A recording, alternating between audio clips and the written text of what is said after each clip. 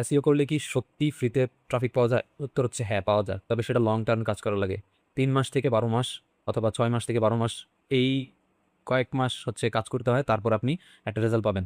Example, ধরেন আপনি service দেন হচ্ছে, যে কোনো সার্ভিস দেন, ইউআই ইউএক্স ডিজাইন, অথবা ধরেন আপনি প্রোডাক্ট বিক্রি করেন, স্যামসাং ফোন বিক্রি করেন, অথবা আপনি সিম্ফনি ফোন বিক্রি করেন, যেই ফোন বিক্রি করেন না কেন, অথবা আপনি যে কোনো প্রোডাক্টকে বিক্রি করেন না কেন, তো ওই প্রোডাক্টটা লেখা গুগলে সার্চ করার মাত্রই যদি কেউ সর্বপ্রথম আপনার দেখতে পায়, তাহলে আপনার কাছ থেকে পারচেস করার সম্ভাবনা সবচেয়ে বেশি। কিন্তু ওই প্রোডাক্টটার নাম লিখে সার্চ করা, ওই সার্ভিসটার নাম লিখে সার্চ করা যদি আপনার ওয়েবসাইটটা থার্ড বা 30, 40, 50 নাম্বার পেজে পায়, ওইখান থেকে কিন্তু কেউ পারচেস করবেন না।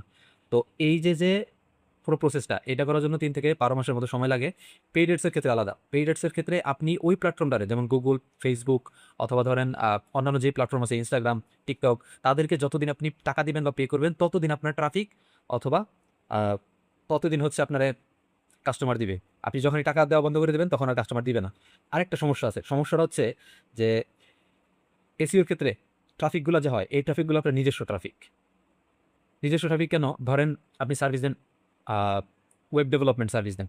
তো এখন বাংলাদেশ থেকে যদি 1,000 মানুষ ওয়েব ডেভেলপমেন্ট লিখে সার্চ করে, তার মানে ওই রিলেটেড কিওয়ার্ডে আপনি যদি ফার্স্টে থাকেন, তা ওই রিলেটেড যত ট্রাফিক আছে সব আপনার নিজের তৈরি করা ট্রাফিক।